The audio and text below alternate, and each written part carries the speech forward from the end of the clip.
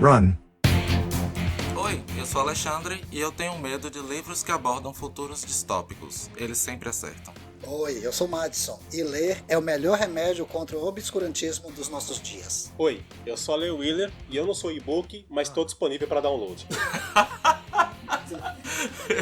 Esse é a Leo Wheeler de improviso, viu? Imagine quando ele para pra pensar em alguma coisa.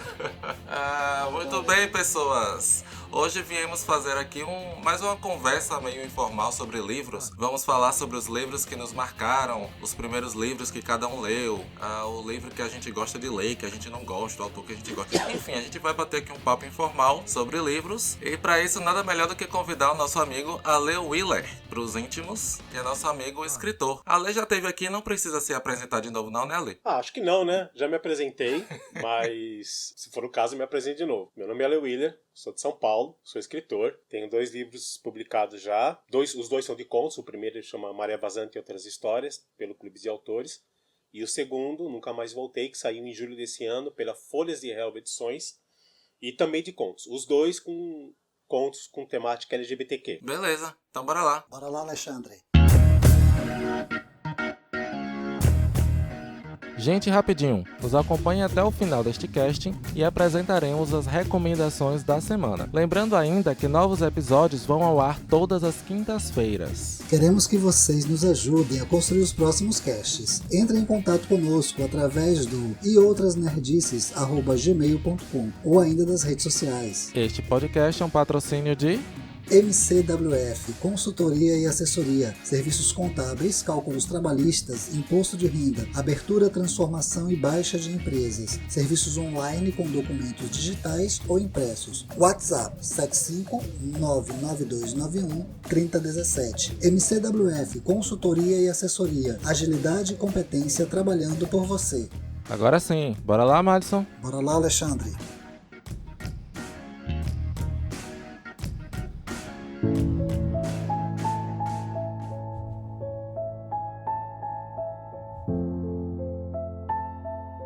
Vamos começar, gente, discutindo quais foram os livros que mais nos marcaram. A gente pode fazer um rodízio, então cada um menciona um livro que lhe marcou. E aí a gente vai discutindo sobre os livros e vai revezando, pode ser? Olha, como a gente vai fazer uma rodada, e eu vou falar aqui de outros livros também que passaram pela minha vida e tiveram assim o seu lugar, eu vou começar com o clichê, a Bíblia. Né? A Bíblia, que na verdade são 66 livros ou 74 em outras versões, mas a Bíblia marcou minha vida porque o ser humano que eu sou hoje é devido a tudo que eu ouvi e aprendi dos ensinamentos, principalmente dos ensinamentos de Cristo.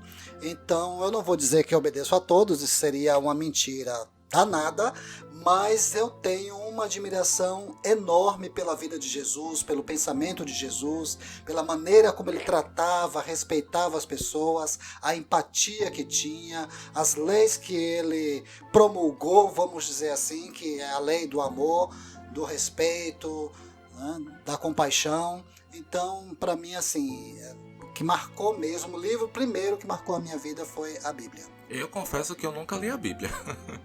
Na verdade, assim, eu já comecei a ler Gênesis. Acho super chato aquele negócio de não sei quem, que pariu não sei quem, que pariu não sei quem. E aí fica aquela árvore genealógica interminável.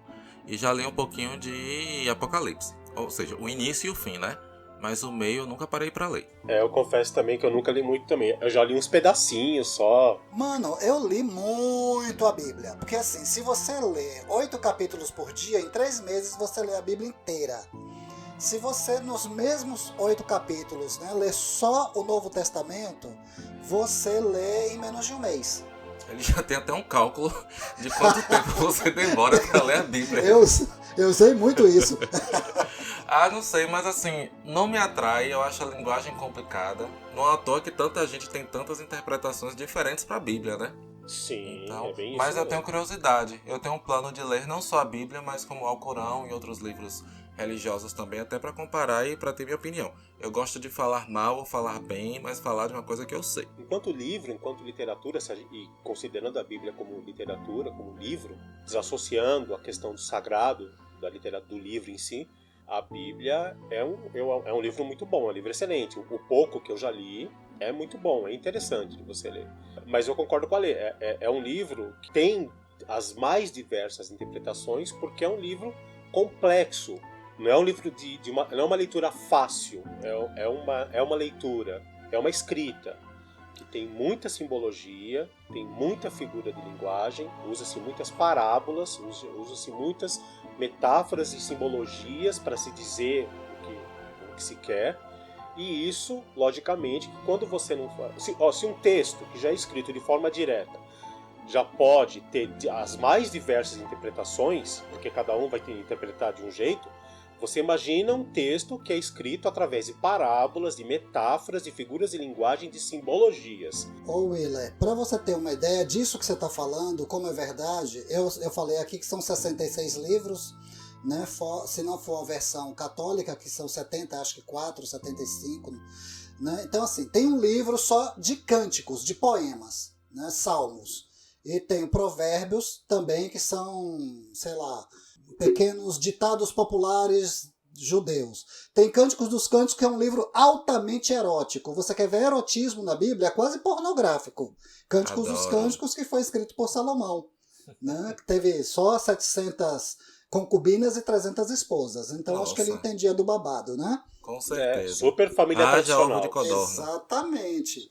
Se você super quiser... família tradicional. Pois é, se você quiser livros históricos, na Bíblia tem. Se você quiser livros proféticos, também tem. Então, a dificuldade da leitura da Bíblia é também da enorme gama de gêneros literários que tem lá nos livros que a compõem. Então já começa Exatamente. daí. Sem falar que você está falando de um texto de 2000 anos ou mais, né? De uma língua, traduzido de uma língua que já não se fala mais, uma língua morta. 3 línguas. Exatamente. 3 línguas, né?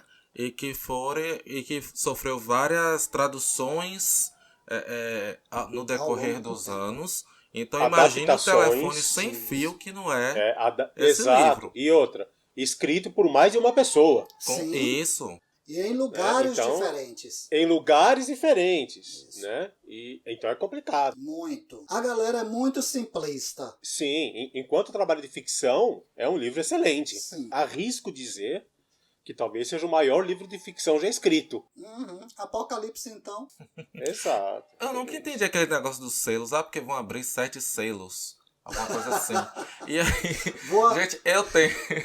Aqui no Brasil esse negócio não vai funcionar, porque o correio não funciona, filho. Se a gente conseguir abrir o primeiro selo, já vai ser um milagre. Mas é isso.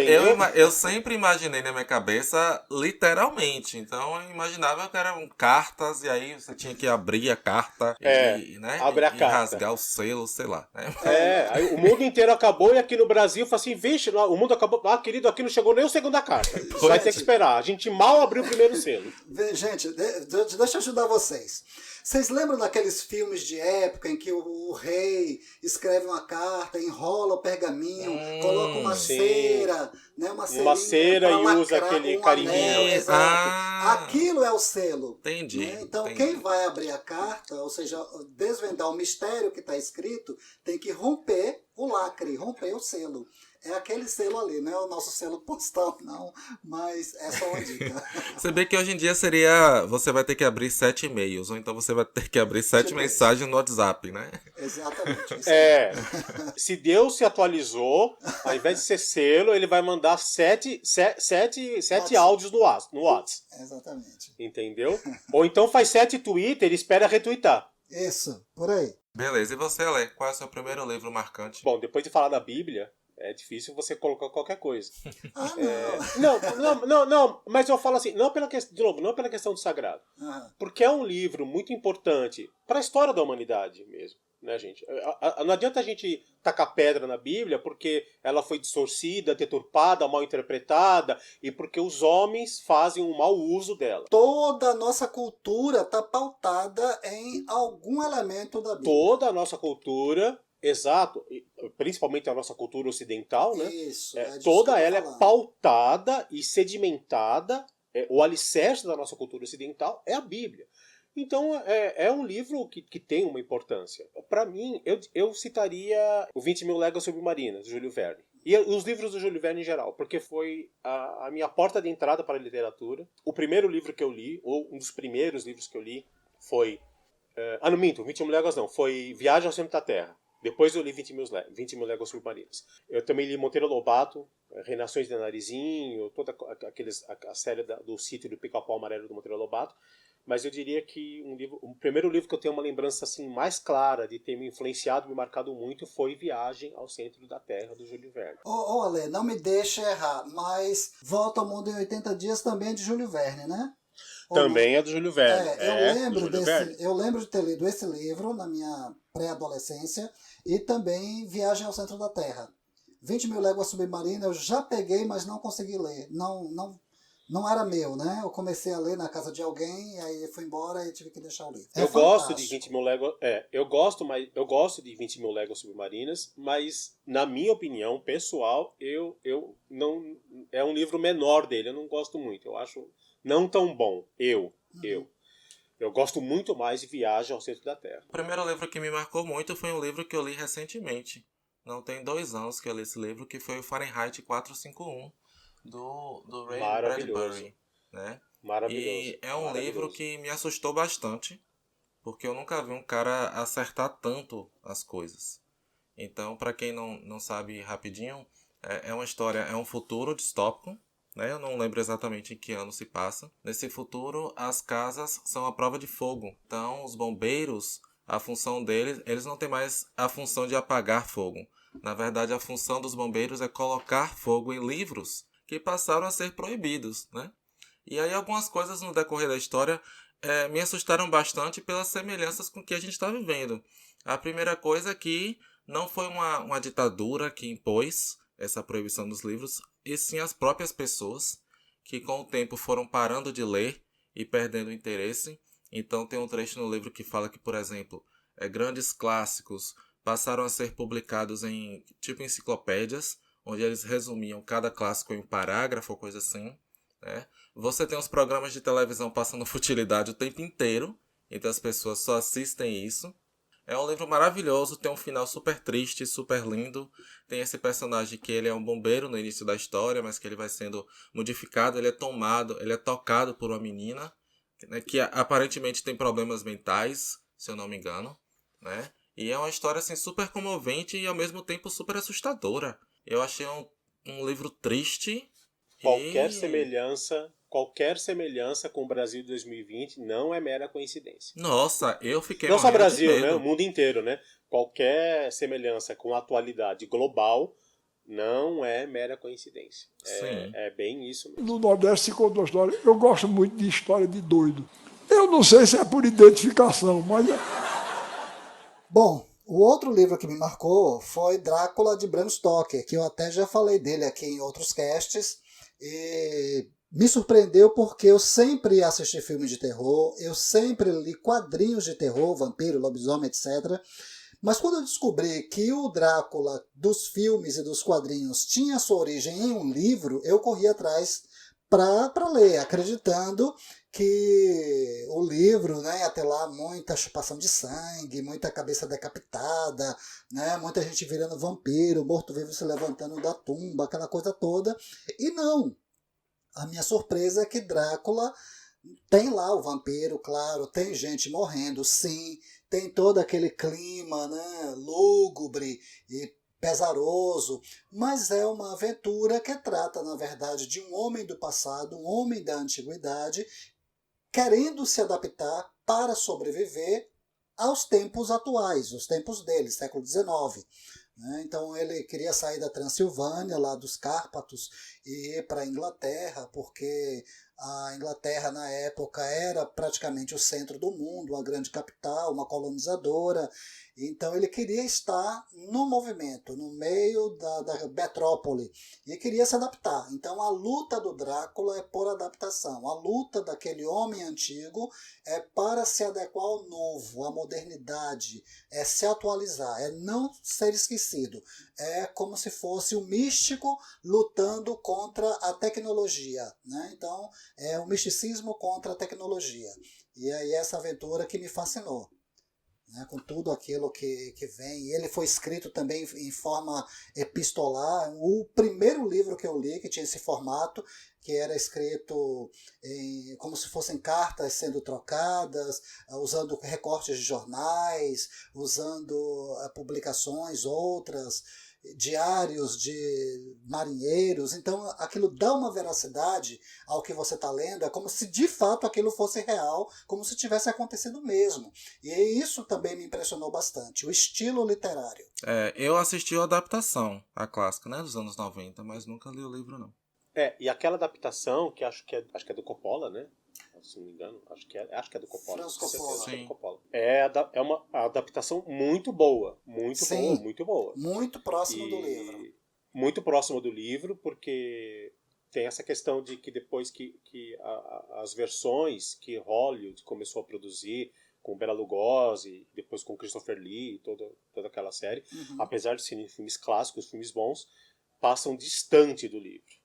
Né? O livro tem outra aura, pegada. tem outra pegada, romantizaram de um jeito que não tem nada a ver. Sim, É um clássico absoluto, é muito bom o livro. E a tradição gótica nessa literatura é fortíssima. Eu vou aproveitar essa onda, e já que a gente está falando de monstros clássicos da literatura e do cinema, eu acho que outro livro também que me marcou muito quando eu li foi Frankenstein, da Adorei. Mary Shelley. Da Mary Shelley. Uhum. É um livro que também você tem que desassociar dos filmes que foram feitos, né?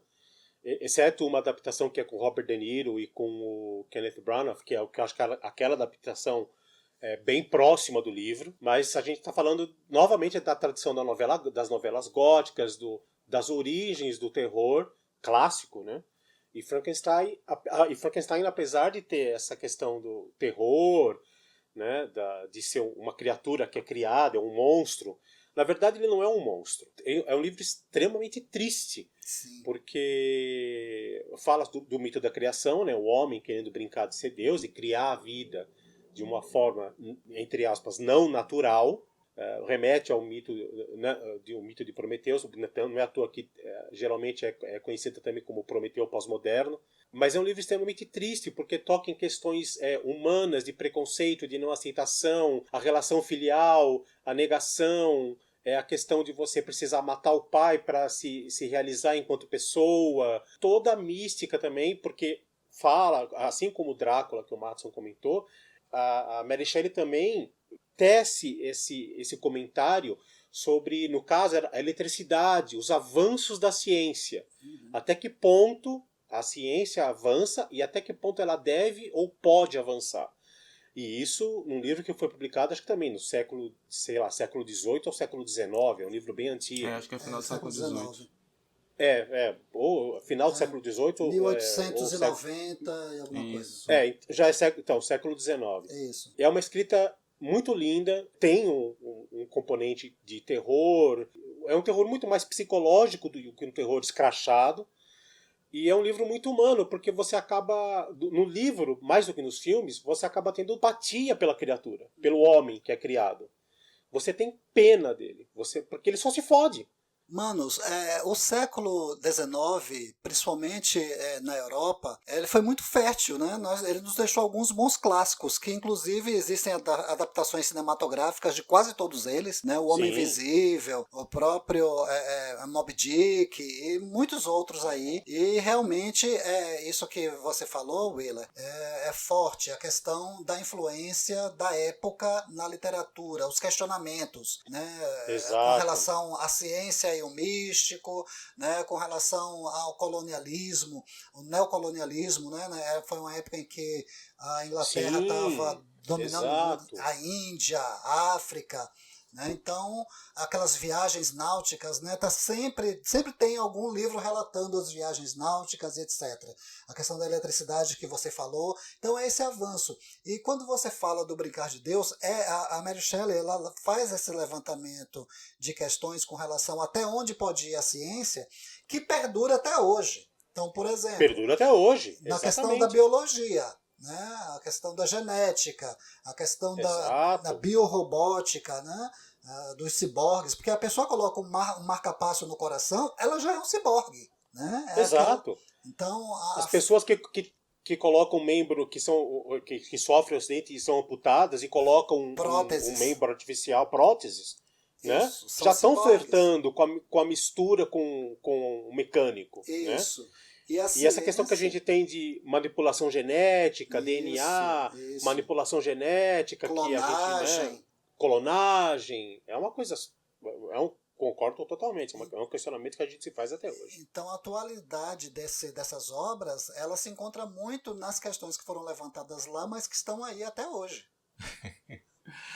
O segundo livro que me marcou bastante foi Vidas Secas, de Graciliano Ramos. Foi um livro que eu li ainda na adolescência e eu nunca vi tanta miséria, tanta desgraça na minha vida. Acho que é um dos livros mais tristes que eu já li. É um livro super feliz, super pra cima. Nossa! Você sai do livro se sentindo super pra cima, super bem, né? Sabe? E Só desgraça, do começo ao fim. E tem um personagem que eu adoro, que eu não vou querer dar spoiler aqui, mas que esse personagem morre, e que é uma das mortes mais tristes que eu já vi na minha vida. São tipos páginas e páginas pra poder esse personagem morrer. Então foi um livro que eu me senti péssimo quando eu li, e foi um livro que é um clássico, né, da nossa literatura, mas que foi assim um livro que eu não conseguia parar de ler. Extremamente viciante, a história é maravilhosa, os personagens. Você se apaixona, ao mesmo tempo que tem muita miséria, você também se apaixona por aquele universo, né? Porque ele é muito, muito bem escrito. Então, assim como o Fahrenheit 451, no Vidas Secas você tem medo de fazer parte daquele universo. Gente, se eu estivesse naquele mundo, né? Se bem que no caso de Vidas Secas eu estou nesse mundo. Eu só não faço parte da realidade que aquelas pessoas infelizmente fazem, né? Mas enfim, foi o meu segundo livro aí marcante. Eu acho até que nesse caso, além de Vidas Secas, e você tocou num ponto que eu acho muito importante, é a gente considerar que o Graciliano ele constrói aquilo de uma maneira que envolve você. E eu acho incrível que a gente já está no século XXI e guardadas as proporções, lógico, né? A realidade da vida daquelas pessoas que ele descreve em Vidas Secas continua a mesma. Sim, né? Sim. Em muitos lugares do Brasil é igual, não mudou nada, ou mudou muito pouco. Infelizmente, né? É como eu disse, eu não faço parte dessa realidade, mas eu sei que muitas pessoas fazem. Eu, quando ainda na Igreja Batista, quando eu ainda atuava como pastor, pasme, eu visitava muito o sertão. Ele tem um passado negro. Negro, branco, índio, pardo, amarelo. Eu visitei muito o sertão. Então aqui a Chapada Diamantina, pelo lado de Vitória da Conquista, né, entrando por lá, não por aqui por Feira, porque a gente tem acesso à Chapada Diamantina pelo lado de cá também. Então eu visitei muito cidades pequenas, bem rurais, com pessoas que ainda carregavam muita lata d'água na cabeça, que ainda tanto dava para o gado o cacto, né, a palma, como também se alimentavam de palma, aquela coisa daquela pescaria em pequenos garapés, pequenos riachos, e a sequidão mesmo de gente, de assim, um copo de água e não deixa uma gota cair não, porque se cair no chão evapora na hora. Então é aquele sofrimento de regramento de comida. Então a realidade do sertão em muitos lugares ainda é aquela descrita pelo livro. Isso, exato. No Nordeste se conta uma história, eu gosto muito de história de doido. Eu não sei se é por identificação, mas... As Brumas de Avalon, da Muriel Zimmer Bradley, é um livro de 1979, marcou muito a minha vida, é um livro em 4 volumes, e que ele retrata as lendas arturianas, né? Mas ele é contado a partir do ponto de vista feminino. São as mulheres que saíram dos bastidores para o protagonismo. E é um livro excelente. Eu diria que foi um dos livros que assim, me trouxe mais bagagem de conhecimento, de história, de local, de práticas, eu entendi melhor a coisa do que chamam de bruxaria, né, e que vem de religiões antigas, célticas, né, entendi melhor toda aquela questão do feminismo mais arcaico, no sentido de que as mulheres têm um papel e que foi relegado ou foi deixado em segundo plano, deixou de ser reconhecido, mas que nesse livro elas estão lá, influenciando, dando as cartas, empurrando os homens, empurrando para frente e empurrando para a queda também. Então as mulheres aí fazendo acontecer. Então é uma versão da lenda arturiana que eu gosto muito. Né? A Morgana é brilhante, a Morgause e Guinevere são personagens que brilham na obra. E ela, a coisa do Arthur, ele é mostrado como um rei mais pusilânime, mais indeciso, a coisa do incesto é mostrada no livro, um monte de coisa assim que me impressionou bastante. Eu li quando eu tinha, 16, 17 anos de idade e foi maravilhoso. Marcou muito e é um livro que eu tenho até hoje. E de vez em quando eu dou uma pegada, folheio algumas coisas, vejo algumas coisas e quero voltar a reler os 4 volumes. Acho maravilhoso. Eu confesso que tem uns livros assim que eu tenho, não sei se preconceito é a expressão correta, porque eu digo assim, tem o caso de Rei Arthur, aí você vai para Frankenstein, o próprio Dorian Gray, que eu sei que Madison deve citar também, que eu sei que ele gosta muito.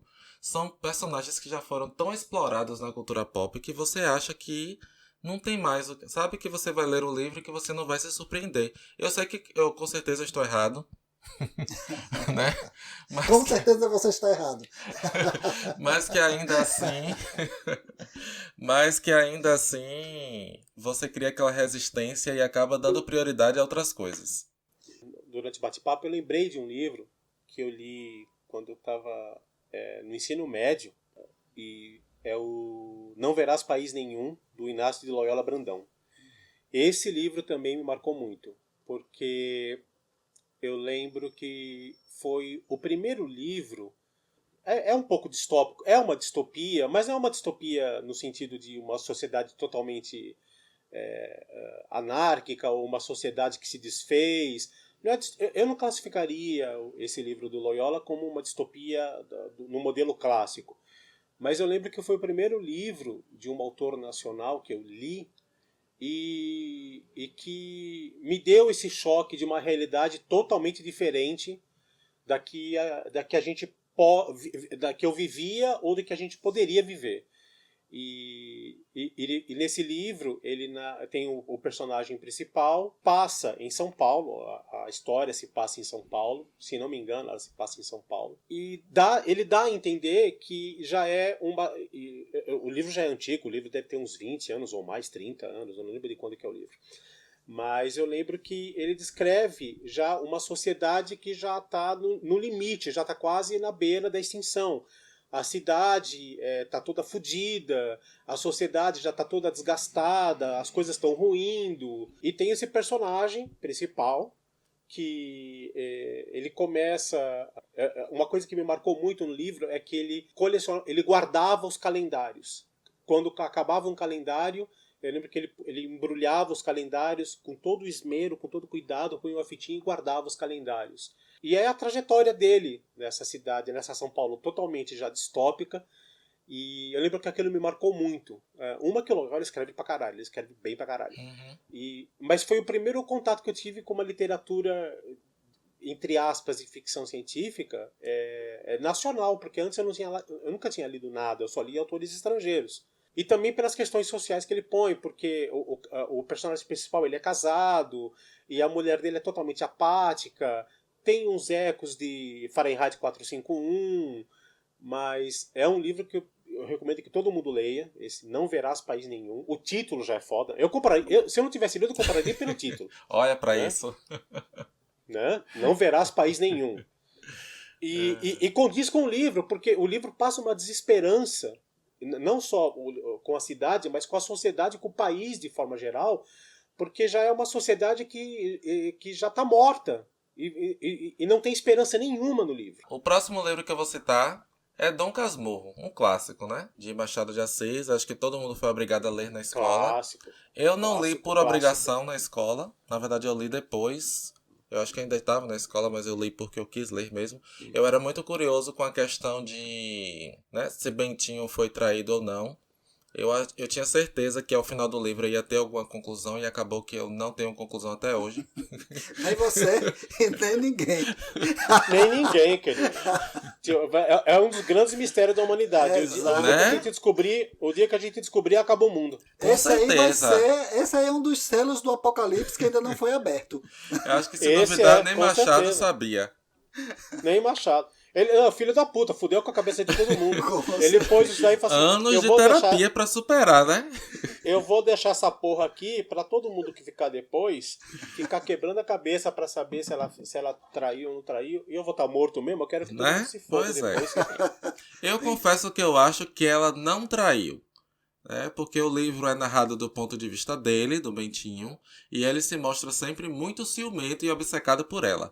Então eu acho que é tudo viagem da cabeça dele, que ela não No traiu. não. Nordeste se conta uma história. Eu gosto muito de história de doido. Eu não sei se é por identificação, mas Qual foi o primeiro livro que vocês leram? Que vocês têm lembrança? Um livro inteiro, né? Que não foi livro. Não vale Turma da Mônica, não.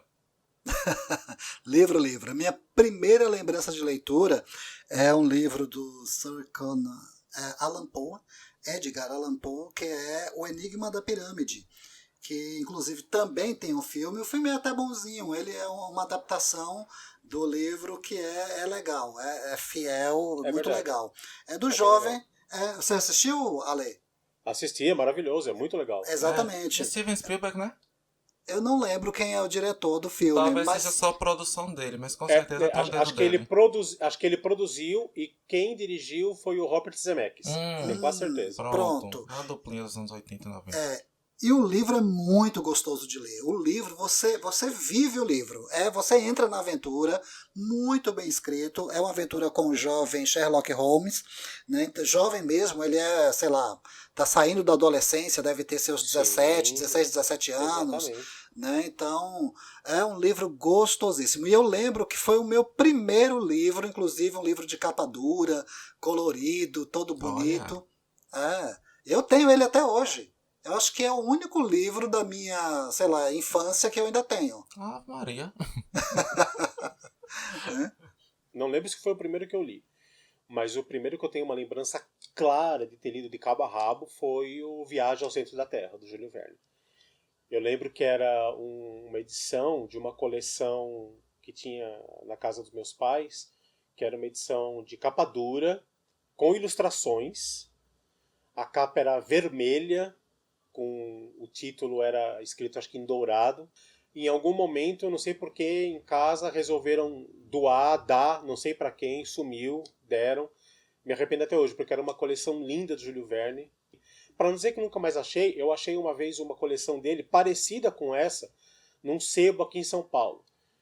E tinha acho que 12 livros. E custava a bagatela de R$1.500. Aí eu falei, não. Só? Como assim? Só. Você perdeu essa oportunidade? Perdi, tava uma bagatela. Aí eu falei o Brandão, que era o sebo do Brandão, que ficava aqui no centro, mas isso é uma história à parte, que era um dos maiores e melhores sebos de São Paulo. E não dava, R$1.500, quando eu fui ver, não tinha como. Mas que a mão coçou. Porque era a edição completa, estava em bom estado, lacradinha, sabe? Quem vendeu para ele. E era R$1.500 porque era raro. Sim, Era uma edição de imagino. capa dura, que não existe mais. E era muito parecido com a que tinha na casa dos meus pais. E uma pena, não sei onde foi parar essa coleção, uma pena. Mas esse foi o Eu primeiro acho livro. que se você for lá, ainda vai estar lá pra você. Eu não posso, porque eu tenho gatilho. Se eu for lá e eu tiver com dinheiro na mão, eu compro, não tô nem aí, cara. Foda-se. Vai ser um gatilho e um tiro. Pois é. Com certeza. O primeiro livro que eu li foi Alice no País das Maravilhas, de Lewis Carroll. É um clássico também, né? Que dispensa apresentações. E eu lembro que eu fiquei muito encantado. Eu já tinha assistido o filme da Disney ou alguma outra versão, não lembro. E eu lembro de... Enquanto eu li o livro, eu ficava lembrando do filme e tal, associando. Eu era criança ainda e fiquei super orgulhoso quando eu terminei de ler o livro. Né? Assim, claro que na época eu entendi o livro em sentido literal, né? Eu não achei que fosse a saga da esquizofrenia ou a saga do LSD de Alice. Mas... Eu quero ler nessa pegada aí. Pois é, até porque tudo eu só entendo de forma literal, gente. Eu sou péssimo para entender metáfora, essas coisas. No Nordeste se conta uma história. Eu gosto muito de história de doido. Eu não sei se é por identificação, mas Bora lá. O que é que vocês estão lendo agora? Agora eu estou lendo 2 livros. Na verdade, além desses 2 livros, tudo que vai atravessando na minha frente, como Nunca mais voltei. Nunca Mais Voltei, como agora o Conto da Aia e outros que atravessaram o meu caminho. Mas eu estou lendo mesmo o 3º volume do Guia do Mochileiro das Galáxias e o livro do Adoro. Amor. Qual é o terceiro mesmo? Como? Qual é o terceiro mesmo? É o Restaurante no Fim do Universo. Não é o segundo, não? Não. Não. Não. É o segundo. Nossa. O que eu estou lendo agora é sobre a vida, as coisas e... Não. O primeiro é o Guia do Mochileiro das Galáxias. Isso. O segundo Isso. é É o o Restaurante no Fim do Universo. Fim do Restaurante Universo. no É isso mesmo. E o terceiro Isso. é esse que o Matson tá lendo. Sobre a vida, sei lá, a esperança, A não sei o que, um vida, o pouco de universo e tudo mais, né? E tudo Assim, mais. É Isso, porque eu não li exatamente. nem É, o isso 3 aí. nem o 4. Eu li o 5, que é praticamente inofensiva. Quer dizer, eu li o 1, o 2 e o 5. Praticamente inofensiva. Gente, é genial. É genial. Aquele cara... Como é... Pô, Douglas Renato Adams. Russo estava certo. Os bons morrem cedo. Praticamente inofensiva. Tem um plot twist, assim, maravilhoso.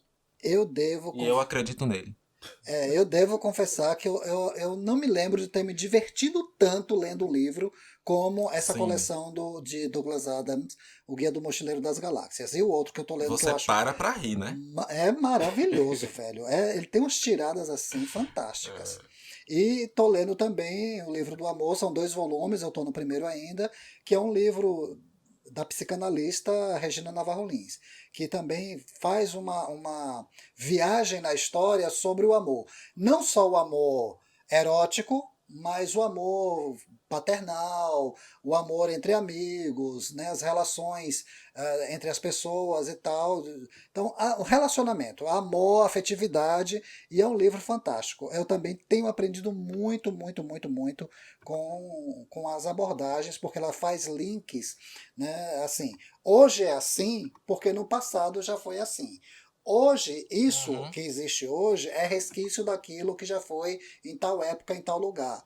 Então ela faz esses links do passado com o presente que são maravilhosos. Você entende porque nós pensamos como pensamos e nós sentimos como sentimos e nos relacionamos como nos relacionamos, porque existe uma história lá para trás que nos trouxe até onde nós estamos. A maneira como nós vemos o sexo, a sexualidade, a coisa da monogamia, da bigamia, nós vemos como vemos porque existe uma história e ela conta toda ela. Eu super recomendo. Ó, eu vou começar. Eu acabei um livro essa semana. Eu acabei o que eu comentei em outro episódio do cast, que foi O Sentido e o Fim, do Mike Sullivan. E eu vou. Não comecei ainda, vou começar um livro do Marcelo Maluf, que saiu pela editora Reformatório, chamado A Imensidão Íntima dos Carneiros.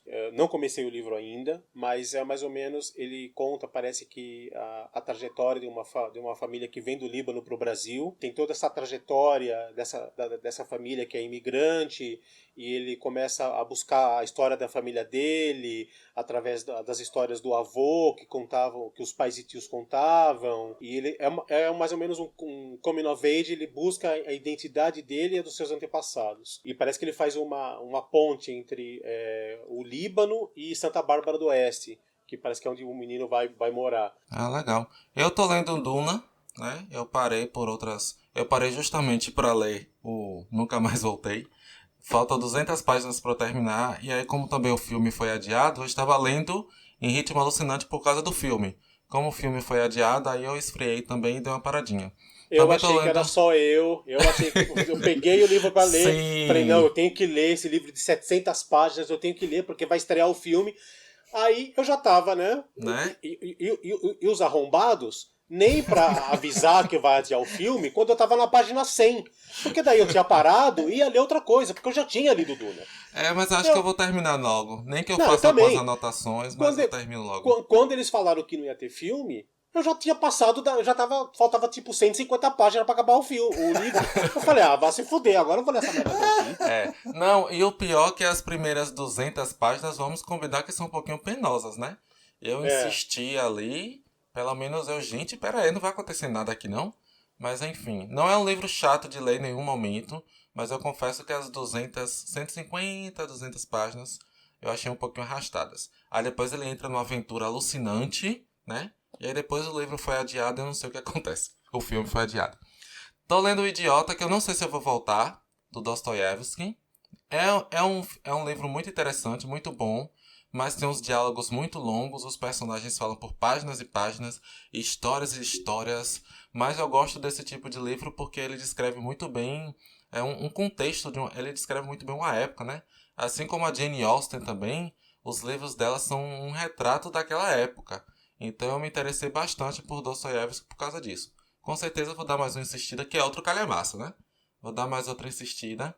E também estou lendo o Lovecraft Country, por causa da série da HBO, que eu queria ler o livro antes da série, e até agora nem comecei a série, nem terminei o livro. No Nordeste se conta uma história. Eu gosto muito de história de doido.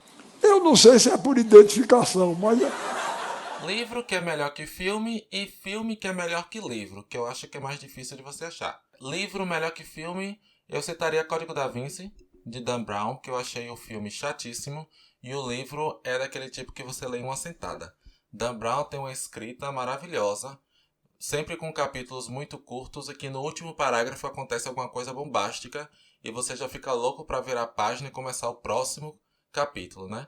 Então é um livro que eu li super rápido, para mim é um livro super alucinante e que a adaptação, meu Deus do céu, é uma chatice sem fim, apesar de ser extremamente fiel ao livro. Né? É aquela prova de que às vezes fidelidade não é qualidade, né? Pelo amor de Deus. Alguém? Velho, nessa pegada aí de livro melhor que filme, eu acho que quase todas as adaptações, o livro é melhor que o filme. Eu sempre gosto mais dos livros do que das adaptações. Agora, há adaptações muito bem feitas. Se você me perguntar aqui, não me ocorre nenhuma agora. Eu acho que eu fiz alguma anotação lá no bloco de notas, mas eu prefiro sempre o livro ao filme. Apesar de gostar muito de filmes, eu tento dissociar. Só alguns que não dá, como por exemplo, o que eu citei aqui As Brumas de Avalon, e que o filme é uma bosta mesmo, horroroso, que eu odeio o filme, mas simplesmente sou apaixonado pelos livros. E o contrário de filme melhor que livro, talvez eu vou pescar ali, né? A Alexandre vai concordar comigo que O Senhor dos Anéis, para mim, é um desse caso. Eu acho. É o único que eu penso, que eu consigo pensar. Eu gosto muito do Senhor dos Anéis, para mim é uma adaptação perfeita, apesar que eu li o livro muito depois de ter assistido os filmes, né? E para mim, Peter Jackson, que também, além de dirigir o filme, escreveu o roteiro e passou mais de 4 anos escrevendo o roteiro, que era tido como inadaptável, o livro e tal. Para mim ele fez um trabalho excelente, porque ele corta o que ele tem que cortar, ao contrário do que ele fez com o Hobbit, né? Que ele cagou tudo ali. Mas enfim, em Senhor dos Anéis ele corta o que tem que cortar, ele coloca naquele universo maravilhoso e visualmente lindo, muito bem. E principalmente ele coloca uma coisa que no livro não tem, que é um senso de urgência. Que é, achou um anel, tem que destruir, corre, se vira. No livro, meu Deus do céu, passa 80 anos e o Hobbit nunca sai, Frodo nunca sai pra poder destruir a porra do anel. Né? E fica um negócio de abrir testamento, e vai abrir o testamento de Bilbo, né? E aí toda hora chega um vizinho querendo uma coisa desse testamento. E aí E aí, como eu já tinha assistido o filme, eu fiquei, gente, vai ficar nisso aí. Eu tô lendo o livro certo? Vai ficar nisso aqui mesmo? Né? Então eu acho assim uma adaptação perfeita. Mas é complicado a gente falar disso, né? Porque são linguagens totalmente diferentes, né? Então, o livro tem uma linguagem, o cinema tem outra. É raro os casos, e aí eu concordo com você, eu acho que tipo, O Senhor dos Anéis é um caso onde a adaptação para o cinema foi foda, muito bem sucedida. Eu não diria que é melhor que o livro, mas eu concordo com você. O Peter Jackson ele conseguiu espremer a história do Senhor dos Anéis, que é uma história realmente... o livro é excelente, o livro é maravilhoso, mas é extenso, tem coisa, como você falou, cara, tem horas lá que ele fica falando dos negócios, você fala, meu amigo, pelo amor de Deus, parece filme do Bergman, sabe? Parece tempo real, sabe? Parece que aquela coisa, é pra levar 10 anos? Vai levar 10 anos, você vai levar 10 anos ainda aquilo, entendeu? E o Peter Jackson... E as canções? Eu não leio nenhuma. Eu comecei a ler. É chato pra caralho, aquela negócio de canção. Vai cantar pra puta que te pariu. Vai cantar lá. Vai cantar em Mordor, desgraçado. Vai cantar pro Sauron. Vai cantar pro Sauron. Vai cantar pros orcs, sei lá. Vai cantar pra puta que eu pariu. Mas eu acho que a adaptação é perfeita. Fez uma justiça imensa ao livro. Sim. Né? Agora, eu pessoalmente, eu acho que um filme que é muito superior ao livro é o Blade Runner. Porque o Blade Runner, do Ridley Scott, se você comparar não, né? Se você leu o livro que deu origem ao filme, que é Se os Androides Sonham com Ovelhas Elétricas, do Philip K. Dick. Eu acho esse título péssimo. Caixa no contexto do livro, mas o título é péssimo.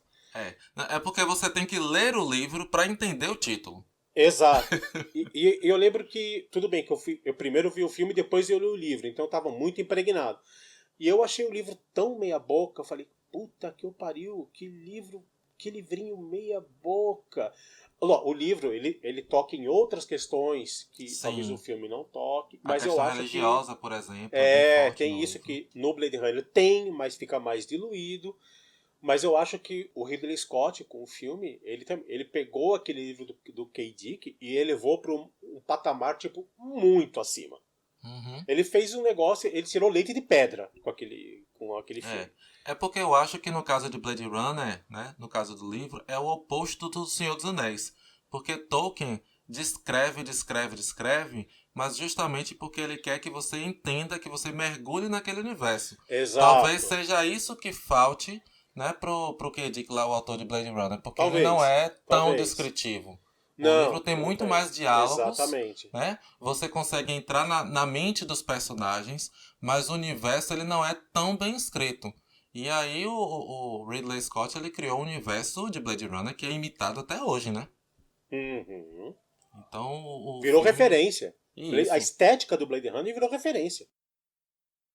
Vocês preferem ler livros de ficção ou não ficção? Eu vou dizer logo, eu não gosto de livro de não ficção. Assim, um ou outro que eu leio e gosto, mas o meu negócio é mergulhar e esquecer que a vida real existe. Não, eu gosto de tudo. Não tenho essa coisa não. Porque, por exemplo, eu estou lendo Regina Navarro Lins, que é não ficção. Uhum. Mas também estou lendo ficção, que é o Douglas Adams. Né? Então, eu estou lendo ficção e não ficção. E eu gosto dos dois. Os dois extremos, né? Porque Douglas Adams é ficção da ficção da ficção. Exatamente. Douglas Adams é tipo Alice no País das Maravilhas, escrito, roteirizado pelo Philip K. Dick, louco de ácido. Com certeza. Isso aí.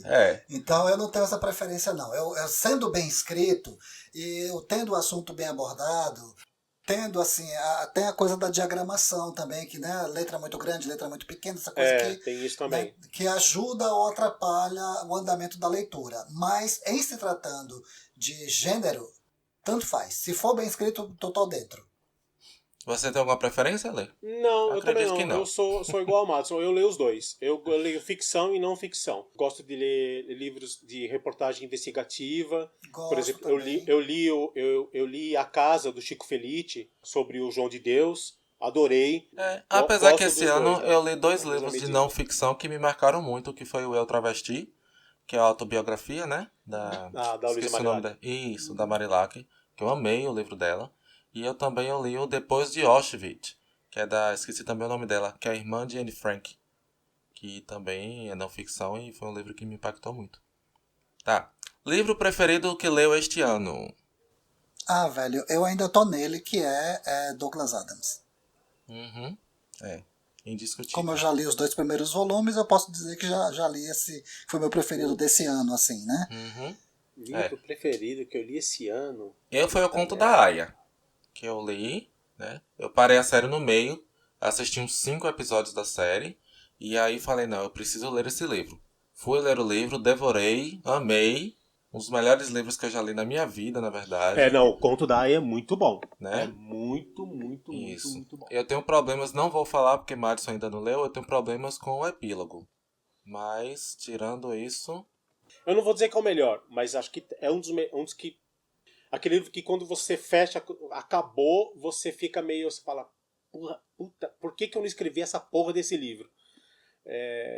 E é um livro que chama Não se pode morar nos olhos de um gato, da Ana Margarida de Carvalho, que é uma escritora, ela é portuguesa, e ela conta a história de um navio negreiro que saiu de Portugal e está vindo para o Brasil. Além dos escravos, ele está trazendo 8 pessoas que estão saindo de Portugal para tentar a vida no Brasil. E o navio naufraga. Essas 8 pessoas, elas sobrevivem e vão parar numa ilha. Ela vai narrando como começa a funcionar a dinâmica social, porque tem acho que é um escravo e o resto é um tripulante do navio e o resto é tudo pessoas que estão saindo de Portugal.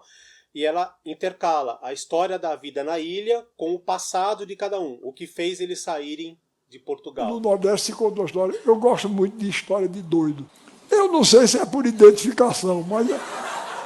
Um livro que eu li esse ano e que eu gostei muito, ainda estou impactado. Foi o Nunca Mais Voltei, do Alexandre Willer. E é sobre ele que a gente vai falar aqui agora. Na verdade, a gente vai falar um pouquinho sobre você, Willer, suas fofocas. E depois a gente vai comentar rapidinho sobre o seu livro também, porque eu não queria dar spoiler para quem não leu, né? Então eu quero comentar sobre o livro, comentar algumas coisas com você.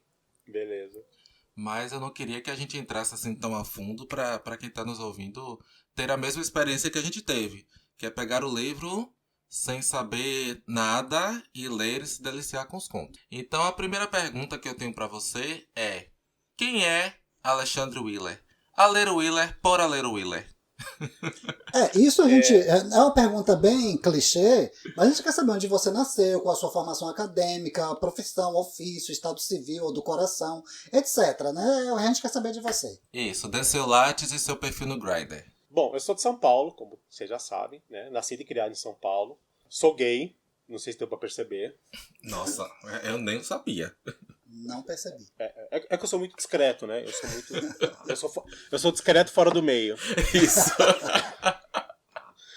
Né? É casado com um homem, é casado com outro homem por acaso. Esse é um detalhe. Não é casamento gay, é só a união entre dois caras. Isso, tipo, não tem nada de viadagem aqui. A gente chupa um outro, rola uma meteção, mas é tudo com muita masculinidade, com muita macheza. Tudo na broderagem. Tudo padrão aqui. Tudo heteronormativo. Gay cis. Isso. Não, então, eu sou de São Paulo, nasci e criado aqui, sou gay, sou escritor, sou casado, tô casado já há 18 anos. Na verdade, a gente já tá junto há 18 anos, mas a gente casou mesmo em 2018, um ano antes do Bolsonaro entrar, porque a gente não sabia o que ia acontecer, né?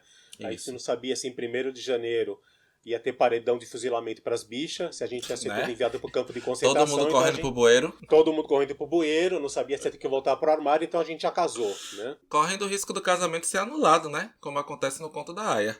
Vamos torcer para que não, mas a gente eu também acho que não. A gente estava cheio de medo e tudo, mas depois a gente percebeu que ele não tinha esse poder todo, essa força toda. O judiciário tá peitando, o Congresso tá também, peitando, exatamente. O que eu acho que vai acontecer com a gente, nessa situação que a gente está passando, nesse período, é que talvez avanços nos direitos, não só da população LGBTQ, direitos sociais de outras minorias, a gente vai ter muito pouco ou nada. Escrevo literatura LGBTQ e não LGBTQ, tenho muito orgulho disso. Já participei de muita antologia, de muita mesa de debate. Eu estudei publicidade e propaganda, me formei em 90, mas não sei porque eu fiz essa faculdade. Acho que eu fiz porque eu precisava ter um diploma superior e meus pais cobravam isso. Tem que fazer uma faculdade, aquela coisa, né? Precisa ter um nível superior, precisa ter um diploma, vai fazer uma faculdade. Nunca trabalhei na área. Assim, eu gostei da faculdade, achei legal e tal, mas acabei fazendo meio por imposição, sabe? Não era um curso que eu tinha. Não estava no seu coração, grande, né? Não tinha uma empatia muito grande. Dentro ainda de quem é Ale Willer, Willer. Vem de onde? Na verdade, quer saber, velho. O Willer, na verdade, não é nem meu sobrenome é Melo. Tanto que o meu primeiro livro eu assinei como Alexandre Melo. Quando eu fui pro segundo livro, uma amiga minha, escritora, ela falou assim, pô, muda o teu nome. Eu falei, por quê? Ela falou, porque Alexandre Melo deve ter vários. E Alexandre Melo deve ter um monte, não chama atenção. Ela põe Alexandre Wheeler. Aí eu comecei a assinar tudo, fazer tudo como Alexandre Wheeler. E pegou, porque fica diferente. E Wheeler é meu segundo nome. Ale, quem fez sua cabeça ao longo da história? Que livros, filmes, séries, peças teatrais, pessoas... Como eu falei no começo do episódio, quando eu comecei... Júlio Verne lhe marcou, a gente Júlio já Verne. sabe. Júlio Verne me marcou. Eu lia Gibi da Disney, Almanac da Disney. Eu lia Turma da Mônica, mas eu lembro que quando eu comecei a ler livro mesmo, literatura, foi Júlio Verne e Monteiro Lobato. Né? É porque a gente fica curioso, porque a gente percebe, Willer, que você tem uma maneira de ser, uma maneira de pensar que é toda sua. A gente fica curioso, quem compôs essa criatura, né? Engraçado, eu nunca parei pra pensar nisso. Mas, Não, eu também não. Se me perguntar, eu não sei. Também não, eu não sei. O que eu posso falar é que assim, eu tive a sorte e o privilégio de ser criado numa família que prezava muito a educação e a cultura. Então, por exemplo, meu pai gostava muito de música, meu pai lia, eu aprendi a cozinhar com meu pai. Aprendi a cozinhar com a minha mãe. Considero minha mãe como uma feminista porque ela era uma mulher muito independente. Ela não admitia receber ordem de homem. A relação deles nunca foi perfeita, tiveram vários problemas, mas minha mãe era muito independente. E com ela eu aprendi a gostar de ler, com ela e com a minha tia, porque elas liam muito. Meu pai lia, mas ela e minha tia liam muito, muito, muito. Eu aprendi a ler com as duas, a gostar de cinema com as duas, porque elas adoravam cinema e me levavam junto. E eu acho que uma boa parte da minha formação veio disso, porque eu cresci nessa família que incitava a formação, né, gente? Eu acho que incitava você ter curiosidade, ter interesse pelas coisas, e batia muito pesado na questão de estudo. Pode parecer meio clichê, mas é aquela coisa. Eu não vou te deixar muita coisa. Eu não posso te deixar bens materiais. Eu não sou uma família rica, eu não vou te deixar imóveis e dinheiro. Uhum. Mas eu posso te deixar uma formação. Estudo, conhecimento, eu posso te deixar. Isso sempre teve em casa. E aí depois, durante o resto da vida, eu acho que... Aí eu fui me formando mesmo. Aí foi conforme as leituras que eu fui tomando conhecimento. Quando eu comecei a ter consciência da minha sexualidade, de que eu era gay, e eu sou de uma época que não tinha internet, não tinha WhatsApp, não tinha nada. O acesso às coisas era muito difícil. E não era aberto para eu chegar para o meu pai e para minha mãe e falar, eu sou gay e tal, não sei o que, eu gosto de homem, como é que a gente vai fazer? Não era assim. Como é que a gente vai fazer? E aí, como é que faz, né? Então eu gosto, eu adoro chupar uma rola, até eu gosto de homem, adoro homem e tal, não sei o que, papapá. Na minha época não era assim.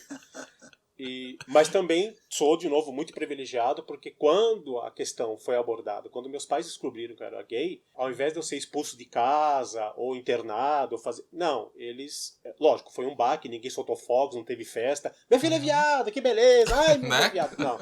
Não teve isso, né, gente? Mas teve um baque, foi uma comoção, teve um trauma, mas passou o tempo, eles aceitaram. Me apoiavam, me aceitavam, me respeitavam. Ao ponto de que quando eu tava namorando sério, eu levava o namorado para casa. Dormia comigo na minha casa. Eu tinha um quarto e eles conheciam, tratavam, conversavam e tal. Então eu faço parte daquele pequeno percentual de privilegiados que a família aceitou. E que a gente sabe que eu falo privilegiado porque é um privilégio. É um privilégio, com certeza. É um privilégio. Aí quando eu comecei a entender que eu era gay, que eu não tinha os mesmos gostos, que eu não tinha uma sexualidade normativa, aí você começa a procurar pessoas que pensam igual, você começa a procurar literatura que reflita o que você pensa, o que você é. Aí eu lembro que tudo era muito difícil na época. Aí você vai procurar e não tinha literatura na época. Você não conseguia, não tinha acesso. Eu fui começar a ler autores e literatura LGBTQ, eu já tinha acho que quase 30 anos que eu comecei a ter acesso. Né? Mesmo porque eu também já estava trabalhando, já tinha outra vida, já era emancipado, aí eu comecei a ter acesso às coisas. A gente tem que reconhecer que o Brasil nunca foi um país muito fácil nesse sentido. Não é à toa que hoje ainda somos o campeão em mortes de LGBTQIA+, travestis e mulheres. Campeão. É muito difícil. E obras, como você coloca, né, também de uns tempos para cá que a gente vê. Eu acredito que essa onda fundamentalista, conservadora, essa onda vai se quebrar uma hora. Vai passar. O que tá aí, já tá aí. Então, É. assim, a gente encontra hoje o que lê. Então, acho que essa parte da a minha parte da formação era bem underground mesmo, porque você tinha que procurar as coisas meio escondido. Então, eu lembro que a primeira vez que eu fui numa boate gay foi com o meu primeiro namorado, e os dois estavam apavorados, porque a gente nunca tinha ido. A gente ficou procurando semanas para achar onde ir. E a coragem para entrar no lugar? A gente se borrava de medo. Ontem a gente estava conversando sobre o seu livro, Ale, e aí a gente ficou na curiosidade de saber se alguns daqueles contos têm algum assim, quê de autobiográfico, né? Então eu queria aproveitar para te perguntar como é que se dá seu processo criativo. Não, os contos não tem nada de autobiográfico, é tudo... Ah. Não tem nada O disso. livro Eu acabou de cair no meu jurava- conceito. Eu jurava que pelo menos 2 ali eram autobiográficos. Não, Mesmo que não fosse, né, aquela maluquice Não tem. toda, mas que alguma coisa Não ali tem. você tirou. Os contos não tem nada, são histórias que eu passei, que eu vivenciei. Não Sim. tem. O que pode acontecer, eu ter tirado a ideia de alguma situação que eu passei ou que eu presenciei, e daquela ideia eu criei o conto, mas não é a realidade. Aquela situação que eu presenciei ou que eu vivenciei me deu a ideia para escrever alguma coisa, mas não é autobiográfico. Eu tenho um problema muito sério, que eu não consigo lembrar, eu não lembro da onde vieram as ideias para os contos. Eu não lembro. Eu não consigo Nossa. lembrar. Não lembro, não me pergunte. Mas assim, Tal- você escreveu o livro assim numa tacada só? Ou você foi escrevendo os contos e Eu aí fui chegou um escrevendo os momento contos. que você, fui opa, escrevendo eu os acho que eu já contos. tenho o suficiente. Eu fui escrevendo os contos. Eu não saí com a ideia do livro pronta. Eu fui Sim. escrevendo os contos, né? Aí chegou uma hora que eu resolvi reunir uma parte deles num livro. Uhum. Ah, E- legal. Então Uma parte aí eu fui- deles, então, pode ter Uhum. um... Nunca mais eu vou voltar, nunca mais eu... Resolvi tem- voltar depois de dizer que nunca mais voltaria. Na seleção original tinha mais contos. Aí você vai fazendo uma peneiragem até que chega Isso. na quantidade que você acha que é. Não só você, né? O editor também. Não, essa aqui é a quantidade suficiente. O livro tá bom assim. Agora me fala uma coisa, Lê. Como é que tá sendo a pandemia pra você? Mudou a sua rotina? Porque a gente se conheceu agora já na pandemia, né? A gente criou esse podcast por causa da pandemia. Que a gente queria exorcizar esse lado criativo nosso e querer dar a nossa opinião pro mundo e tal. Então, e muita coisa na nossa vida mudou nos últimos 7, 8 meses, né? Então a gente queria saber como é que tem sido a sua rotina, se você conseguiu se adaptar, se você foi do tipo que surtou rápido, quantos cursos online você fez, se você tentou aprender novos idiomas. Você aprendeu a fazer pão. Maria, sim. Né? Aprendeu a fazer pão. Como é que é? Ou então, um negócio que eu nem sabia que tinha, que é sublimação de chinelo. Nunca tinha visto falar. Oi? Como é isso? Sublimação de chinelo. Outro dia eu vi um anúncio no Facebook que falava assim: chinelos para sublimação. Eu achei que era para. Eu achei, das duas, uma. Ou é alguma coisa relativa a esoterismo, é para spa, para Ai, meu relaxamento. Deus. Ou é alguma coisa relacionada a BDSM, né? É chinelo pra bater nas Sim, pessoas, prática adoro. de sexo, sei lá, né? Sei lá. Aí eu fui descobrir que os caras estão vendendo pacote de chinelo que é pra você fazer em casa e vender. Que é pra você fazer tipo uma colagem no Gente, chinelo. a E montagem do vender. chinelo. Chama sublimação. E eu achava que era uma coisa, eu falei assim, nossa, deve ter alguma coisa de religião, né? Sei lá. Deve ser as sandálias de Cristo, né? Não sei. Primeira coisa que eu alguma pensei sandália. também quando você falou aí foi assim, sei lá, alguma coisa psicológica, alguma terapia. É alguma terapia nova que eu não tô sabendo o que é, que você pega o chinelo, dá na cara da pessoa, sei lá, não sei. Não, é para ganhar dinheiro mesmo, né? É pra ganhar dinheiro. Viva o capitalismo. Mas pra mim, eu nem surtei, porque eu já tava em casa. Até julho do ano passado eu tava trabalhando. Aí em julho do ano passado eu fui demitido, então eu já tava em casa. Quando chegou a pandemia, eu já tava mais caseiro mesmo. Eu já tava meio que em casa mesmo. Tava mais fazendo coisas em casa, tava lendo, escrevendo. Então quando a pandemia chegou e ninguém podia sair de casa, pra mim não foi novidade, porque eu já tava em casa. Então né? pra você foi um negócio que não te tirou do eixo. Não, mas eu também não saí procurando um monte de coisa pra fazer. Tipo, vou fazer Sim, vários sim. cursos e tal. Não, eu continuei escrevendo. Eu conheço gente que durante a pandemia meio que travou, né? Não conseguiu produzir nada. E para mim teve efeito contrário. Eu continuei produzindo e produzi até mais durante a pandemia. Pelo menos para mim não afetou. Eu continuei escrevendo, continuei postando no blog, continuei fazendo um monte de coisa. Só que daí eu comecei a fazer live, participar de evento online, continuei trabalhando no meu livro. O livro saiu, eu tive que fazer a promoção, continuo fazendo da segunda edição. Então a pandemia para mim não parou, eu continuei trabalhando do mesmo jeito. A minha produção até aumentou. Legal. Pronto, Ale, foi um prazer lhe ter mais uma vez aqui conosco. Gostaríamos de agradecer a sua presença, né? Foi só uma conversazinha assim, até para quem está nos ouvindo te conhecer melhor e tal, né? Então a gente só tem a agradecer, você tem sido um acréscimo muito grande para a equipe aqui. Ale, na sua palavra final, a gente gostaria que você dissesse também aos nossos ouvintes onde te encontrar, onde encontrar seus livros, né?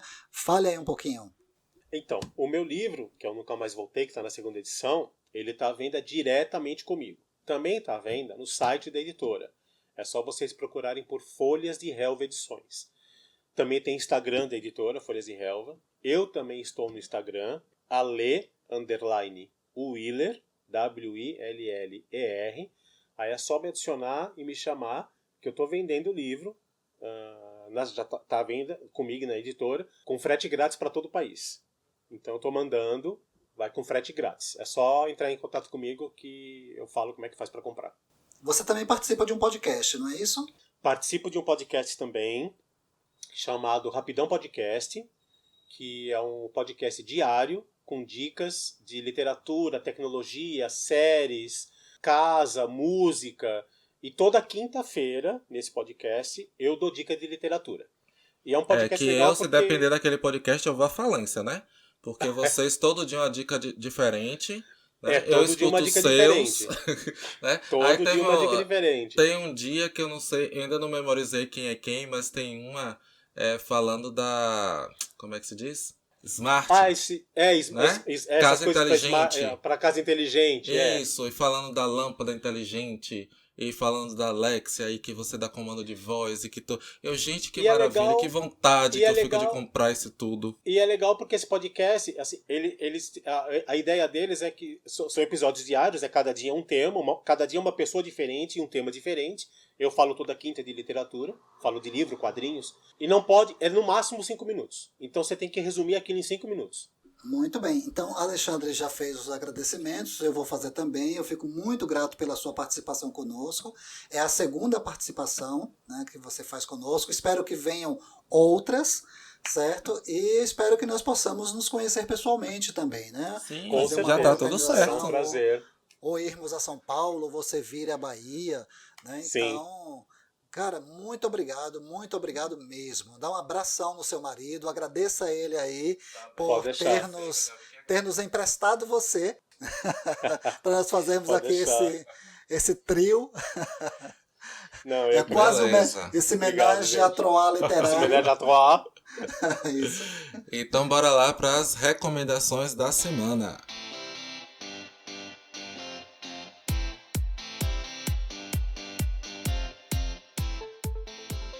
A recomendação da semana, na verdade, não vão ser as recomendações, né? Se depender de nós, vai ser a recomendação da semana, já que tanto eu quanto o Madison vamos recomendar o seu livro, Ale. O Nunca Mais Voltei, né? Que é um livro de contos com temática LGBTQIA+, e tudo que você possa imaginar. E foi um livro que nos impactou bastante. Engraçado que tanto eu quanto o Madison falamos que quando a gente recebeu o livro, a gente viu 16 contos, vou ler 1 ou 2 por dia. Quando a gente viu, a gente já estava na metade do livro e só parou porque tinha outras coisas para fazer. Porque realmente eu gosto muito do seu estilo de leitura e eu não sou muito dado a contos, mas é incrível como você, em poucos parágrafos, você cria um personagem e você faz com que a gente torça por aquele personagem, né? E, inclusive, passei por uma experiência inédita na minha vida, que é pegar o WhatsApp e xingar o autor quando acontece alguma coisa que eu não gosto no final do conto. Seu viado, sua puta. Aliás, não foi só você. Muita gente depois vem falar: porra, por que você fez isso? Que merda, né? Merda, filho da puta! Porque você fica ali querendo ler rápido pra chegar no final da história, para poder, porque você tá torcendo por aquela pessoa e aí vem pá, uma tragédia na sua cara, né? Não vou entrar em detalhes aqui, né, de que conto é pra não dar spoiler pro pessoal, mas enfim. Não, a minha experiência foi muito parecida. Eu estava lendo correndo, primeiro que assim, o livro me envolveu, e eu, como o Alexandre disse, quando eu vi já faltavam 3 para terminar. Mas eu tinha uma urgência porque eu precisava de um outro livro que o Alexandre ia me emprestar, que era o Conto da Aia, que eu vou começar a ler, então eu tinha que devolver logo o seu para poder. Mas eu fiquei. É que nem locador, assim, é um por vez. E eu fiquei assim, velho, num dilema desgraçado, porque eu disse assim, meu Deus, eu termino ou eu paro aqui para digerir o que eu estou lendo, porque eu precisava. Teve 1 ou 2 contos que eu disse assim, eu preciso ficar 2 dias, assim, meditando, refletindo nisso, velho, que foda! Como é que o cara cria uma história dessa, essas metáforas, né, Cara, velho, eu fiquei muito impressionado. E pelo menos 3 contos daquele mexeram com o meu emocional muito forte. Adorei a maneira como você lidou com a morte em alguns contos, né, porque a morte é um tabu na nossa sociedade. Apesar de nós sermos uma sociedade dita cristã, infelizmente o cristianismo prático das pessoas não as prepara para o evento morte, né? E eu digo ao meu filho, olha, morte faz parte da vida. Morte é um elemento que está aí. E a gente sabe que quando você desenvolve lá o seu livro, em alguns casos a gente sabe que está falando da morte mesmo, e a metáfora, algumas são claras, outras nem tanto, e é isso que é legal, porque faz a gente refletir, e com certeza as pessoas que comprarem seu livro, né, e tiverem contato com a leitura vão ficar tão impactadas quanto nós ficamos. Eu adorei e te dou aqui os parabéns. A questão deste conto específico que Alexandre falou que quis te xingar. Eu não bem quis xingar o autor. Eu quis entender as motivações do autor para chegar àquele final, mas eu falei, puta que pariu, é a vida. A vida é assim. Pois é. Mas eu sei qual conto é. Cara, todo mundo também fica muito puto. Muito puto. Mas eu acho que o que você falou é verdade, mas assim, a motivação não foi nenhuma motivação assim, é porque eu acho que a vida é assim, né? A vida é assim. A gente quer viver num conto de fadas, mas contos de fadas não existem. Não é, né? A vida eu acho que pra ninguém, se tem alguém, eu desconheço, mas a vida não é felicidade o tempo todo, né? Não, e nem pode ser, seria um tédio. Nem pode ser, né? Com certeza. A vida é porrada de tudo quanto é lado o tempo todo. E você sambando no meio. Exatamente. Né? Então, a gente tem momentos de felicidade. A vida é você desviando de porrada o tempo todo, né? Então, a vida é assim. Eu prefiro eu prefiro lidar dessa maneira porque eu acho que é mais real. Uhum. Infelizmente. O pior é que é infelizmente, né? Então é isso, gente. Nós chegamos ao final de mais um podcast com E Outras Nerdices. E fique conosco e até a próxima. Até a próxima. Valeu, Ale. Obrigado a todos, obrigado pelos elogios, obrigado pelo deixar eu participar. Foi um prazer. Estou muito feliz de estar aqui com vocês.